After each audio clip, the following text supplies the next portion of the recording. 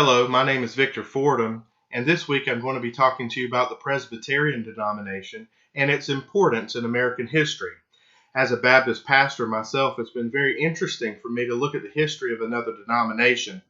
It's also important as historians for us to dedicate ourselves to a reasoned and investigated reconstruction of primary sources, which is why many sources were taken into account in this examination of this particular denomination of Christianity.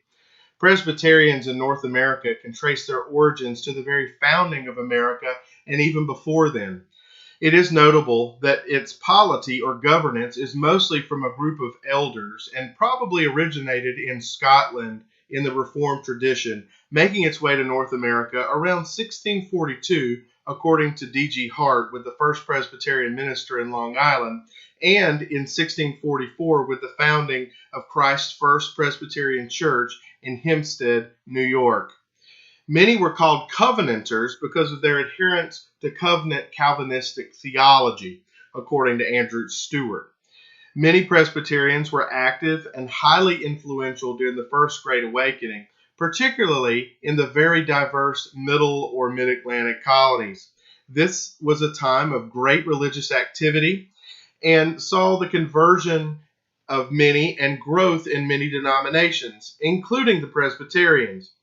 Revivalist Scotch-Irish Presbyterians such as Samuel Davies, who also dabbled in poetry, according to Craig Gilburn, which seems to show their emphasis on education in the Presbyterian denomination, were very influential during the Second Great Awakening, holding revivals at locations such as Cub Creek, according to our professor, and highly influential people such as Patrick Henry and Archibald Alexander.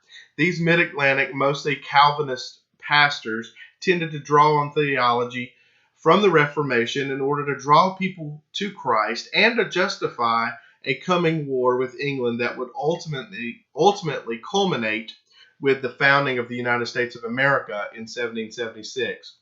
But even before that fiery revolutionary rhetoric from the pulpit during the First Great Awakening, Presbyterians affected the founding of the United States in other ways.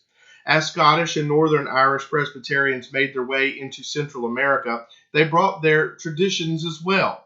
One of these was a particularly interesting way of doing the Lord's Supper or communion that was accompanied by a series of sermons that would stretch out over several days that emphasized repentance and forgiveness of sin.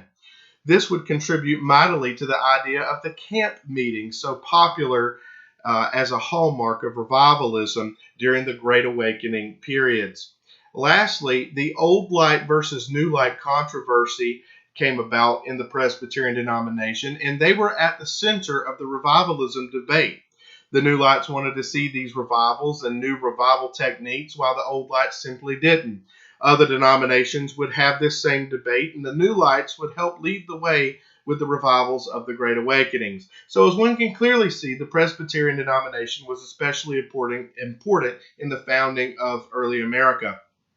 They were influential in the revivalism of the Great Awakenings, the founding of America, the creation of camp meetings, and also the Old Light versus New Light debate contributed to the revivalism debate that was happening nationwide. America would, I think we could safely say, not be what it is today without the influence of these early Presbyterians. Thank you.